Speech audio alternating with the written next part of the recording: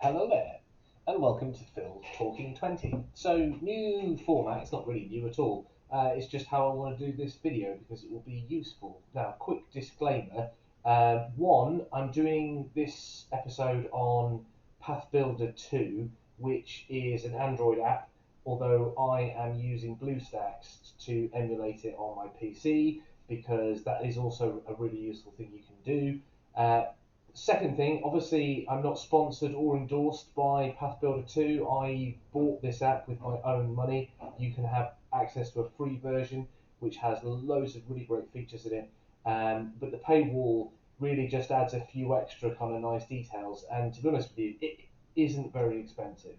Um, I invested the princely sum of £4.80, which is like a McDonald's, to buy the full kind of version of this app. So I think we can all agree it's probably quite reasonably priced, especially when we start looking at the functionality that's included in it. Because it's really, really helpful. It's helpful for new players. It's just a really useful tool for like current experienced players because obviously, as you'll see, it has lots of stuff that really just helps you kind of manage your character.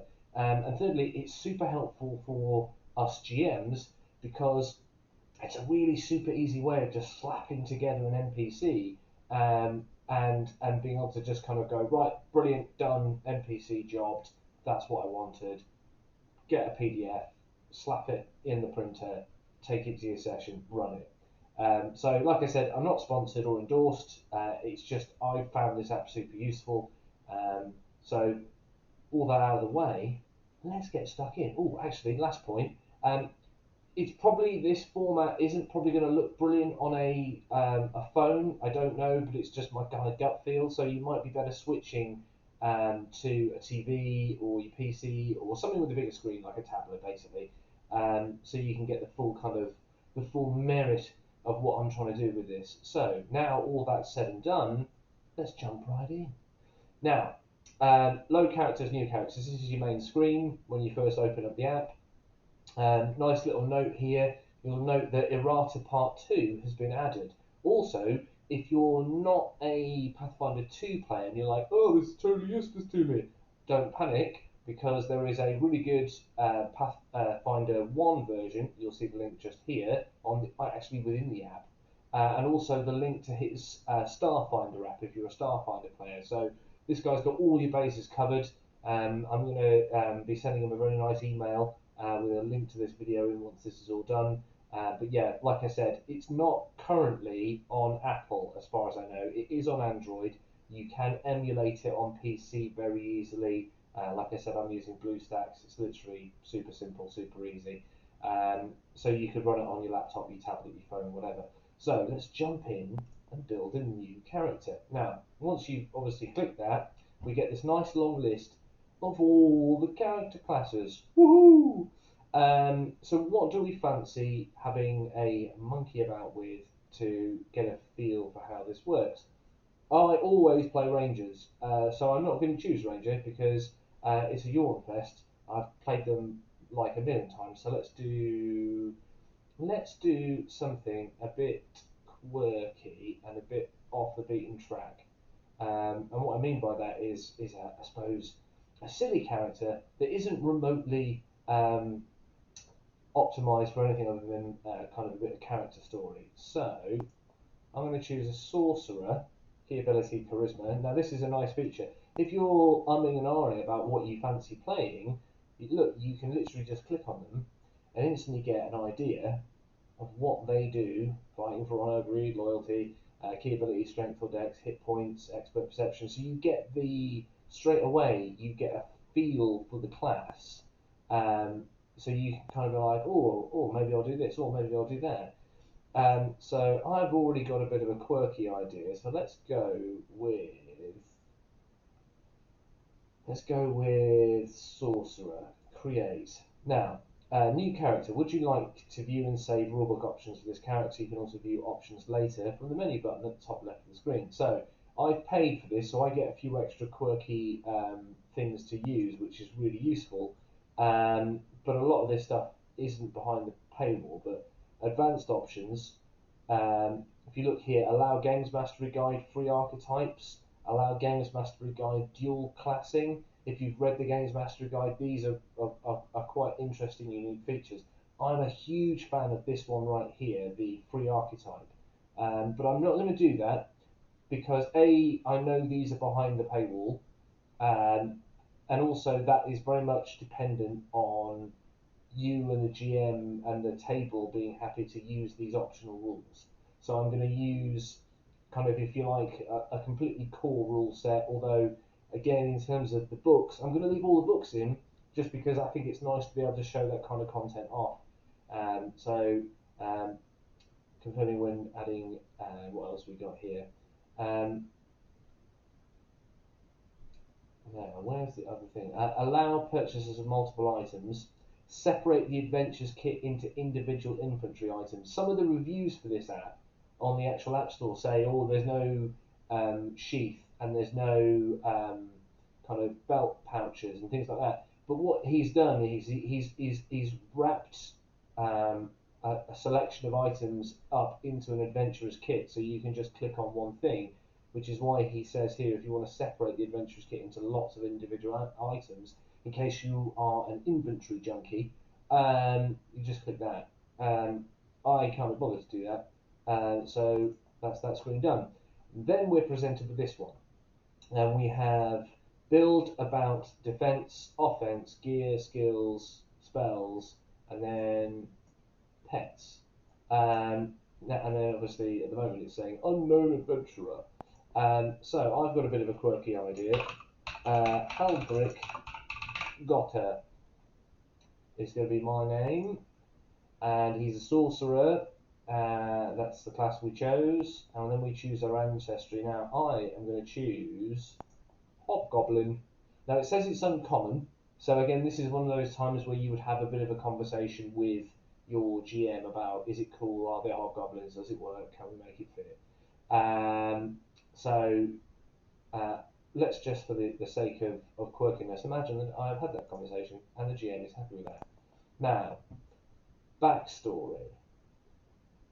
This is where we start having a bit of a tinker with an idea. And look, you can click on these. So haunted, rare. You are followed by a spirit or entity, either from childhood or since a traumatic or related event. Choose 2 ability boosts. You are trained in occultism and an additional skill, blah, blah, blah, blah, blah. So you can start to see that you can very quickly always be able to get a very quick feel of what might take your fancy without having to trawl through multiple books, and especially if you are either an experienced player that has a lot of ideas and so wants to be able to find those ideas quickly, and you've got this kind of concept in mind, you can quickly kind of skim through and be like, that's the one I want, bam. Or simply, if you're a new player, you don't have to worry about making mistakes, because this is going to keep you on track for what's kind of legitimate, and especially if you can sit down with a GM when you're using this. I mean, you can literally get a level 1 character ready, like if you turned up at, say, your first session with nothing other than like a handful of dice.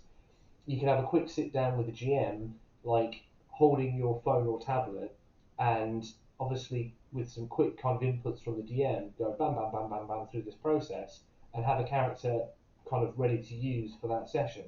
So I think this ability to kind of get access to information very quickly, which we'll see later also applies to when you're running the character, is really, really cool. Now, bit of nerdy background. Hobgoblins are a race of warriors. They kind of have that kind of warrior cult mentality about them. So I've got a bit of a quirky idea for how I want to kind of work with that. So we're going to choose, what does warrior give us? In your younger days, you waded into battle as a mercenary, a warrior defending nomadic people, or a member of a militia or military. Strength, constitution, you're trained in intimidation, skill, and warfare law skill, you gain intimidating gravity. Cool, alright. Doesn't sound very sorcerer, does it? No, but you'll see why in un momento. Now, we've started to kind of build an idea of his background. So when he was a boy, he lived with his hobgoblin mum and dad, and they were training him up to be a soldier of the people, so to speak. All going splendidly. Oh look, there's my cat in the background. Isn't that just typical of cats? And then his parents were murdered by an evil necromancer, and then he was adopted by a very powerful wizard and spent the remainder of his days training to be a sorcerer. So let's build on this concept. So let's go to our, oh, look at this, boom. This gives us, as you can see, all the options we have for our ancestry boosts. We can add in voluntary flaws if we wished. The background options it gives us, look, it's already telling us there's an illegal background boost selection because I think we've doubled up on, yeah, look, it's strength and strength. So we can tweak that out. Obviously we can't do anything about that one. That one's the one that it gives us, and then that's the one it gives us, and then obviously this one here is the one we get to pick. So, and then we have our 4 boosts, our class boost. So down here you can see at the moment we're at strength 16 because of the double buff here.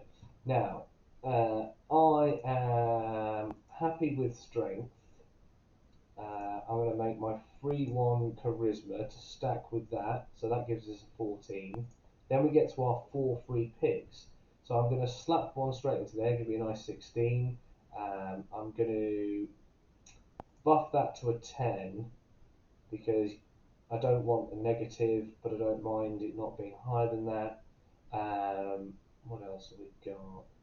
I'm going to give us a bit of dex, and I'm going to give us... now, do we double down on strength, or do we push for some being a really tough? Let's go con. Double down on that con boost for a 14. So that is finished. Now, level 1, because we're working at level 1 at the moment, gives us obviously our ability boosts, and then we have our skill training options. It will have filled in, let's see if we can find it, laws. No, that's the one that's already gone.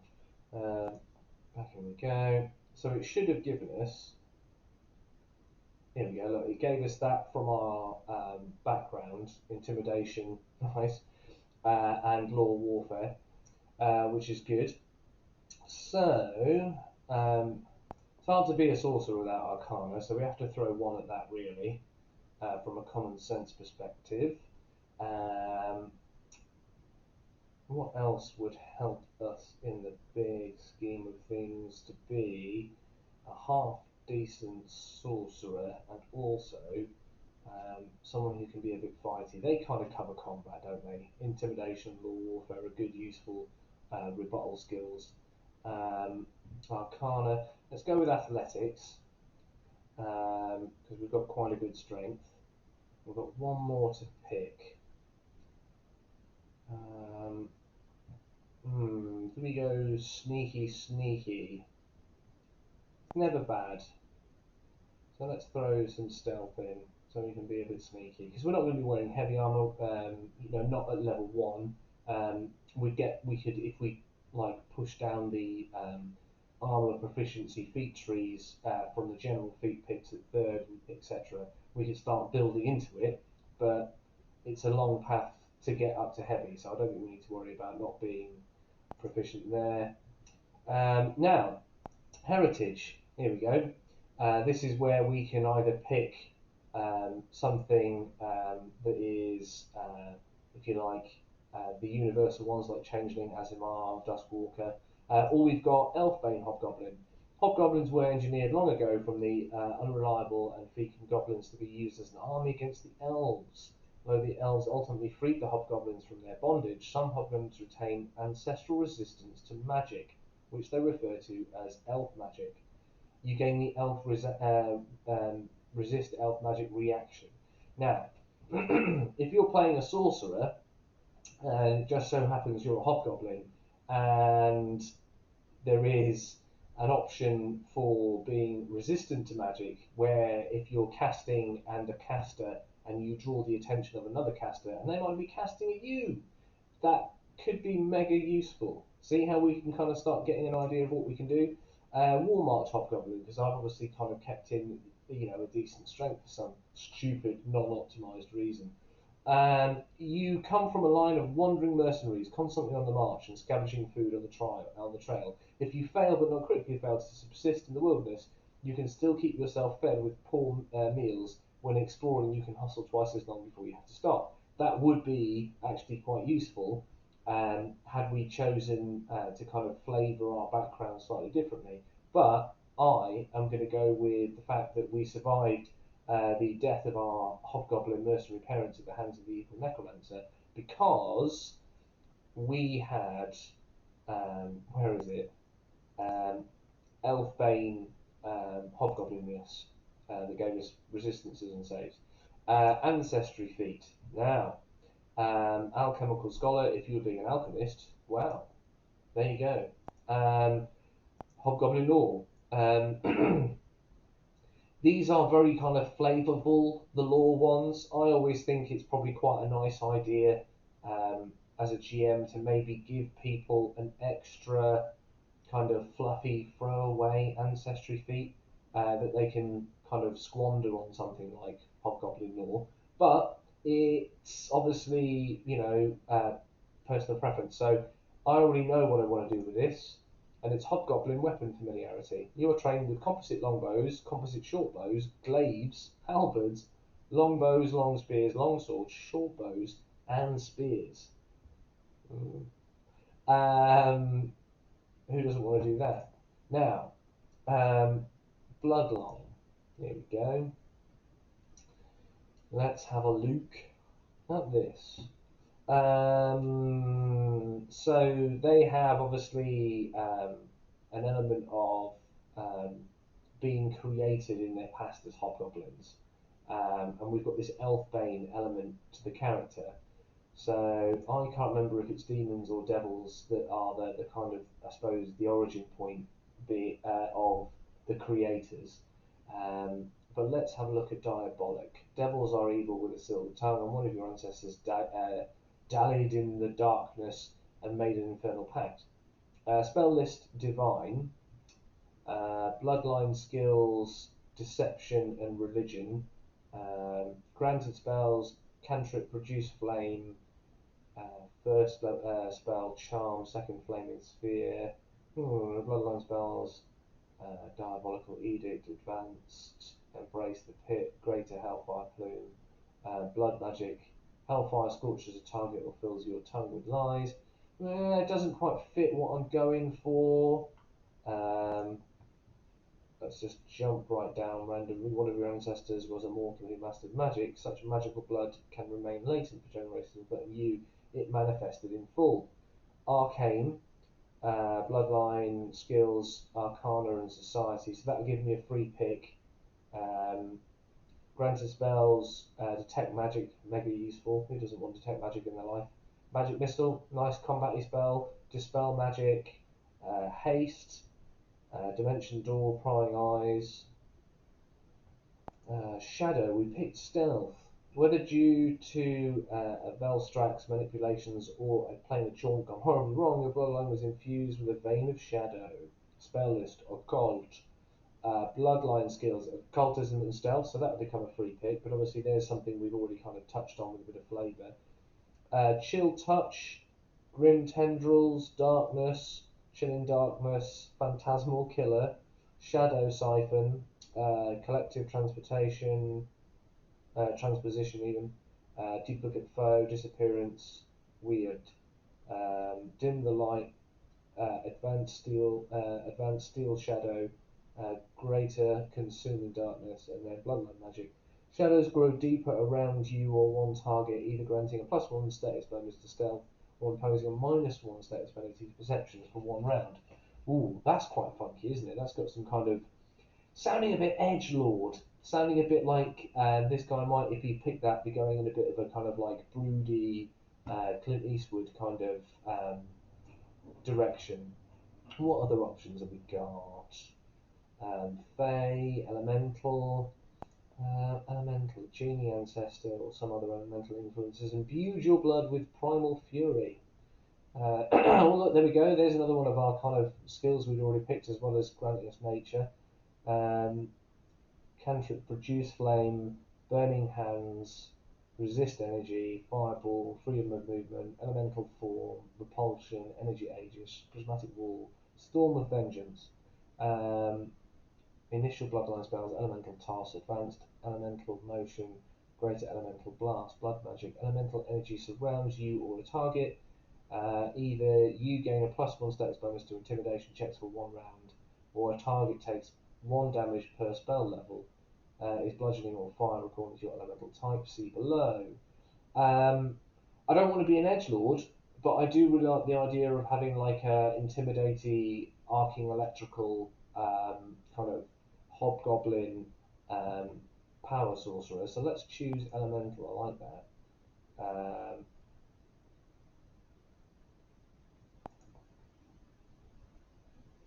So this is our clarifying for us, which is why I'm saying this is a really useful app for new players as well as experienced players who just want to run an app, run a character easily.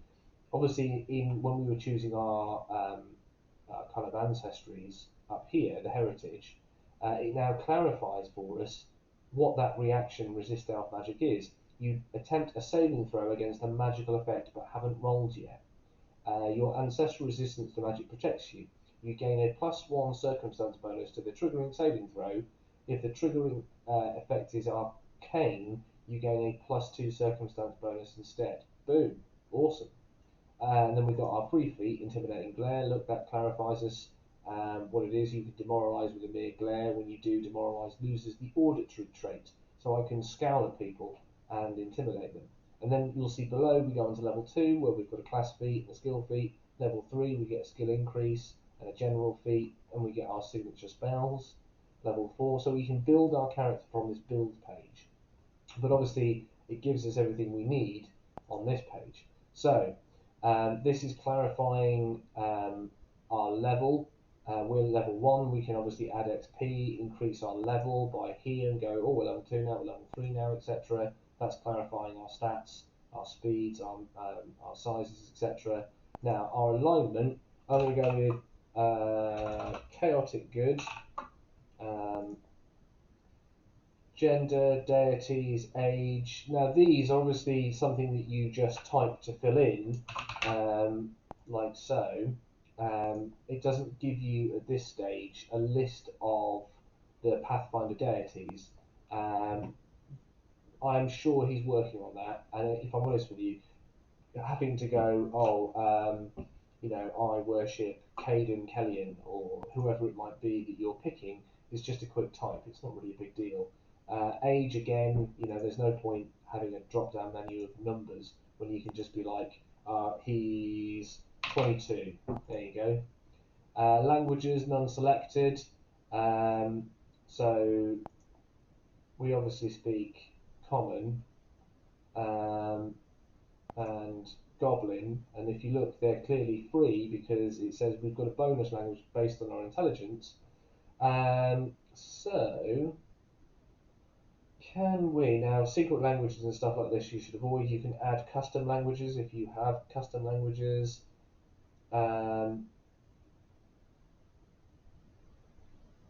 Water elemental creatures, or an air elemental creatures. So let's try and pick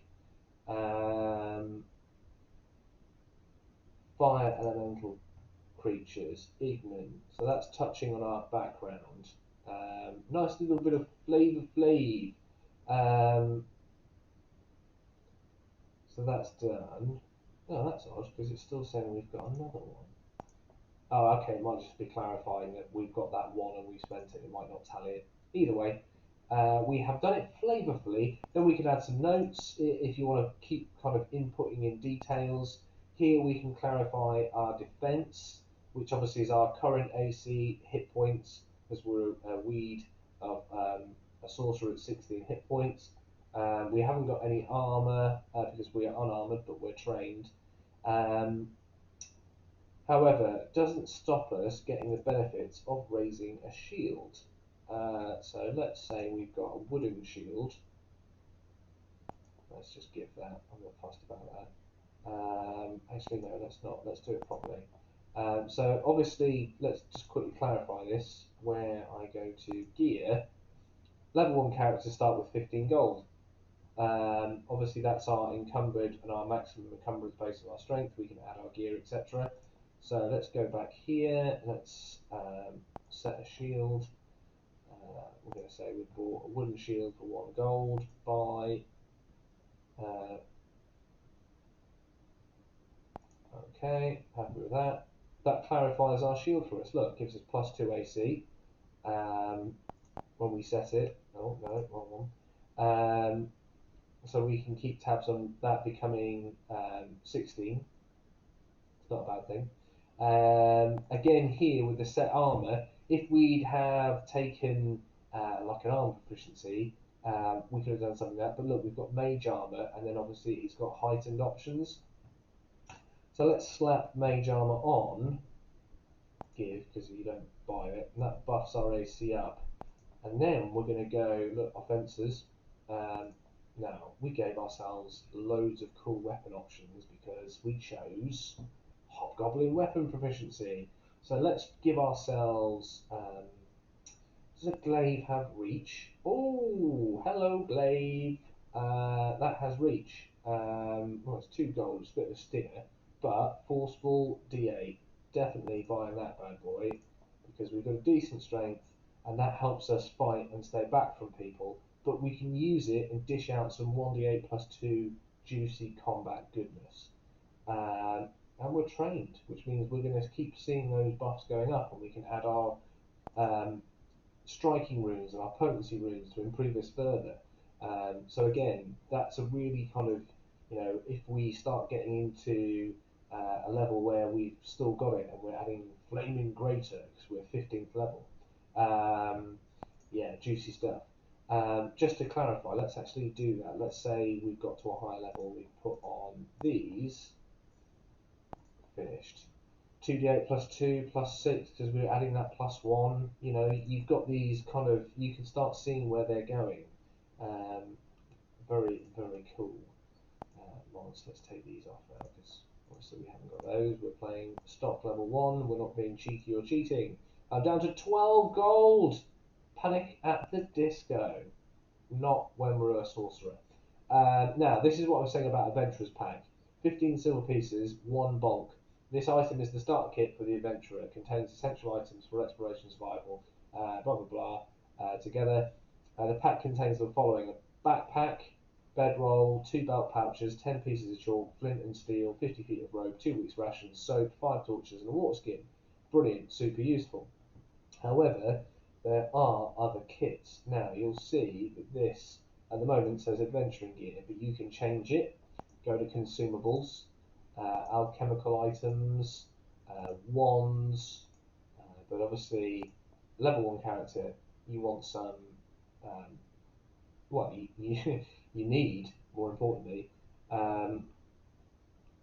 your basic starting equipment. Now, we also have the other kits in here, like the Sorcerer kit, bulk 1.6, 232 copper. If you want to quickly decide how to spend your starting money on what your class needs, start with one of these kits. Note that an Adventurer's Pack, which is included in each kit, contains a backpack, bedroll, 2 belt pouches, 10 pieces of chalk, flint and steel, 50 feet of rope, 2 weeks rations, soap, 5 torches and a water skin, weapons, 20 sling bullets, a dagger, a sling, gear, 2 sets of caltrops, and Adventurer's Pack. Now, obviously, that in real terms, for us as a sorcerer, we don't have to worry about needing a sling or a dagger because we've got access to bows and weapons and stuff like that. So, based on that, I'm going to go and slap in a useful buy Adventurer's Pack. Now I'm down to 10 gold, 5 silver. But obviously, again, here, look, I can click on it and re-clarify what the item was. So that gave us a lot of cool, useful stuff. I am going to throw in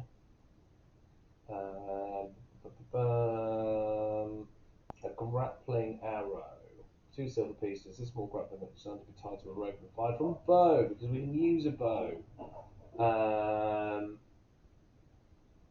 We've got some rope. Do I want a grappling hook? Let's start with a grappling hook, because bows are quite expensive, aren't they?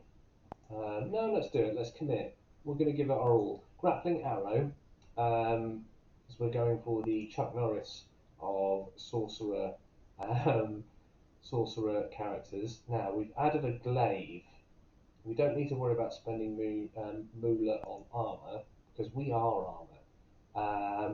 Now all proficiencies. You can change this. So let's put that to martial, and then let's put it to bows. Composite. Now, I think they said we could use short bows, long bows, composites, etc. How much is a long bow? Is that really going to sting us? Quite 6. That's quite a lot of money, isn't it?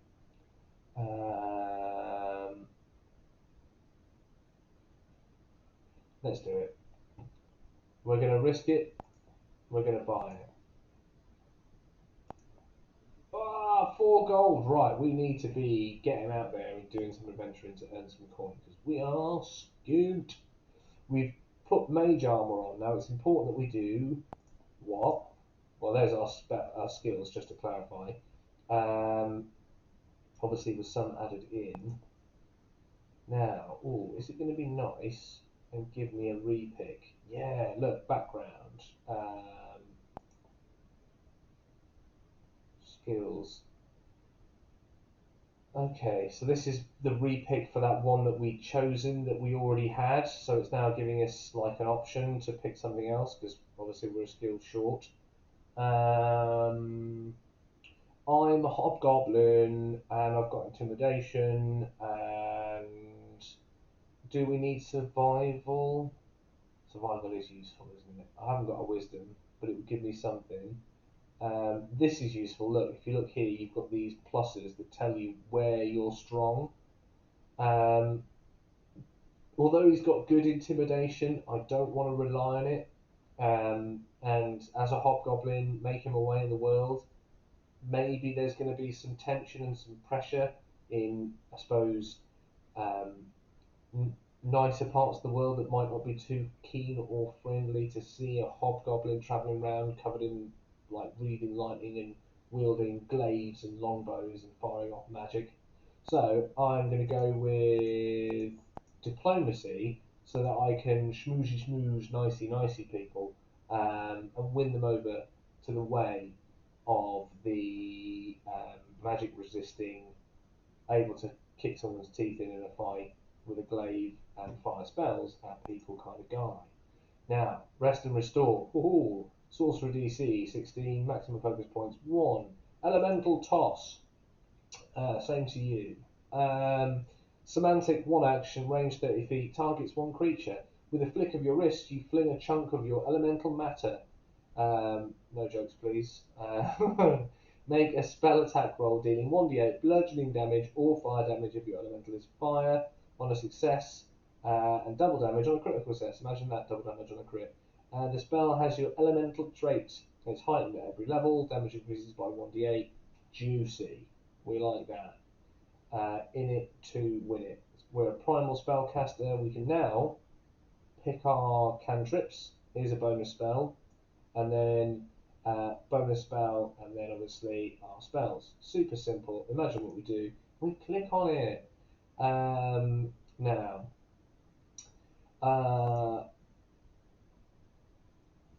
electric land. Produce flame. We're an elementally guy. I don't want to just be one elemental guy. I want to get stuck into some cool stuff. What's our bonus? Oh, okay, right, there we go.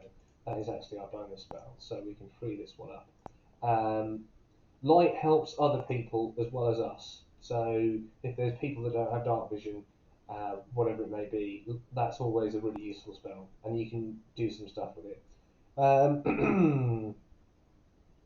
Tanglefoot, stabilize. I always try and be.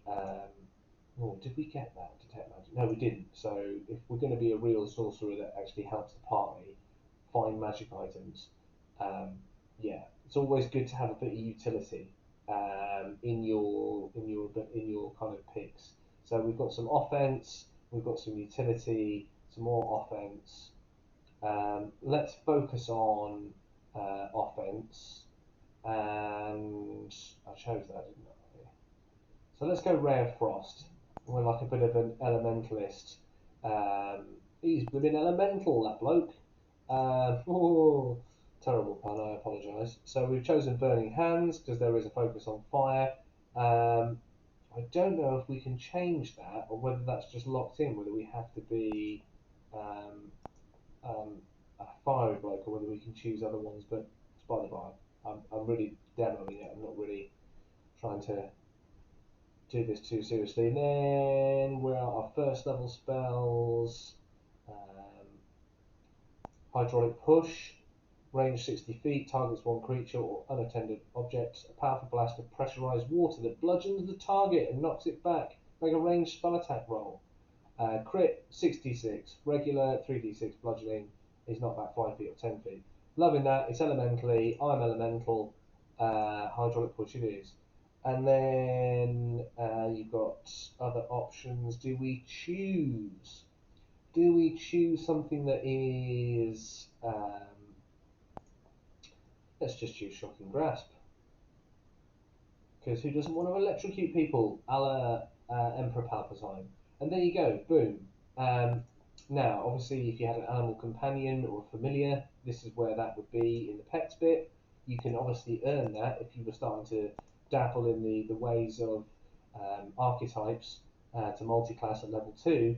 But as you can see, we've built a level 1 character and we've got everything we need in front of us on our phone or our tablet or our PC to use it and make it work. Now, what else can we do? We can export our character to make a PDF, export character sheet. That's because you're working with Android, you will have to share the PDF off your phone and email it to yourself using Adobe or Google Docs or whatever. But it's not impossible. I've done it multiple times, and once you realise how to do it, it's not that difficult at all. You just have to share it within the PDF program that you're using, like Adobe, via an email, and email it to yourself, and then open the email attachment. You can obviously, if everyone's using the same paid for version of the app, you can share characters. You can create exportable versions for use in Foundry VTT. It's a JSON file. I'm sure you could probably bugger about and get that to work. The PDF, as it says here, is form fillable. So even if you only use this app to create a PDF, faff about and get it emailed to yourself, and then use that PDF as a form fillable PDF, you can do that if you really want to.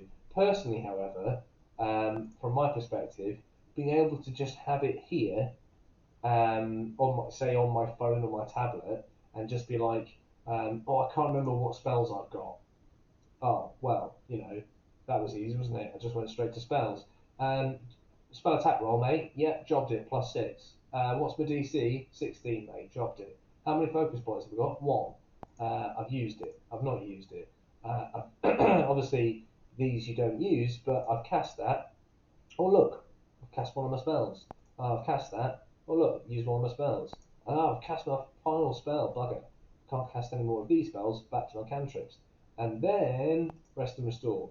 Rest and restore spell slots. Ready? Rest and restore all your spell slots. Blah, blah, blah. Next day, or after my long rest, look, I've got my spell slots back.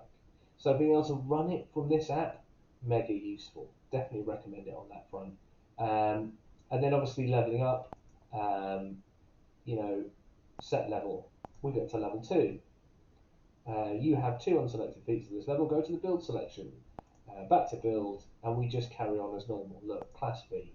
What have we got? Counter spell, ancestral blood magic, ancestral blood magic, widen spell, reach spell, anoint ally, cantrip expansion, entreat with forebears.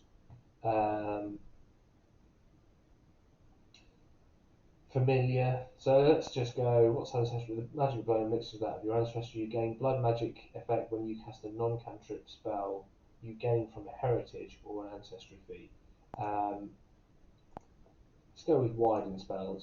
It's useful in combat. And then a skill feat. What we think? Bargain hunter. We could go on bargain hunt. Win that famous UK TV quiz show where you have to get stuff and auction it off for the most money. Take assurance, give yourself assurance in something. Hobnobber, love that. Natural medicine. Um, do we have nature? Phil can't remember. Trained in nature, you can apply natural cures to heal your allies. You can use nature instead of medicine to treat wounds. If you're in the wilderness, you might have easier access. No, we didn't take that, did we? Ravening's desperation. Terrain stalker, Titan wrestler.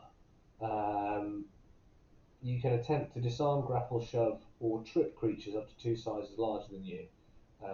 Funny. We could do that. Underwater order, that is such a cool feat. Obviously very situational, but when it's situational, it is a lifesaver. Armor assist, arcane sense, additional law. Arcane sense, trained in arcana. You study magic as your instance of rare. First level detect magic and well as an arcane event spell. Doesn't really work for us, we don't really need it. What would I pick out of that if I was doing it? Quick identification? Ravenings, recognise spell. Skill training. You've trained in a skill of your choice. No, it's never a bad idea, is it? Adding another skill. Just go really crazy and go underwater order, just for shits and giggles. And then obviously level 3 skill increases, general feat, signature spells. You can see how you can. Now, what's fun about this is also you have the joy of being able to almost pre-plan your levels. You can I'm probably going to improve Arcana, or actually I might learn acrobatics, or maybe I'm going to max out my diplomacy because I've used it a lot, my intimidation because I've used it a lot. And then obviously you can be like general feats. I'm going to maybe start relying on light armor, so or I want to carry more, so I'll go hefty hauler, or I want to be quicker on the initiative because it's useful for me as a spellcaster to try and get off some big hits early on, so incredible initiative. You can start like thinking about and planning. Look, I could take shield block. Yeah, come on, that would be pretty useful as a spellcaster, wouldn't it? Having that shield to soak damage. I'd have to drop the glaive, but then I can use longswords. You can see how you can start building that out, and then obviously look all the way down to level 5 ability boosts. Boom, boom, boom. What else do we want to go crazy with? Buff our armor class. Yeah, look at that. There we go. There's our roadmap. Look, we're building a roadmap. So definitely a super useful app. Like I said, if you don't play Pathfinder 2, but do play Starfinder or Pathfinder 1, the links are here, or you can just search them on the App Store for Google and dive in. And like I said, it's the cost of a McDonald's or a KFC. In some instances, slightly cheaper than their premium meal options. And I think for what you can do and how you can use this app, well worth it. Definitely well worth it. So hopefully this video has been useful to you. Hopefully you are inspired by these apps and how you can kind of utilize them to help you either learn to play the game or manage your character more easily, or as a GM, boom, build your NPCs really quick. Anyway, that is the end of the video. Thank you all for stopping by. Drop me a like, drop me a sub, leave me some comments, and I will catch you on the next one. Peace out.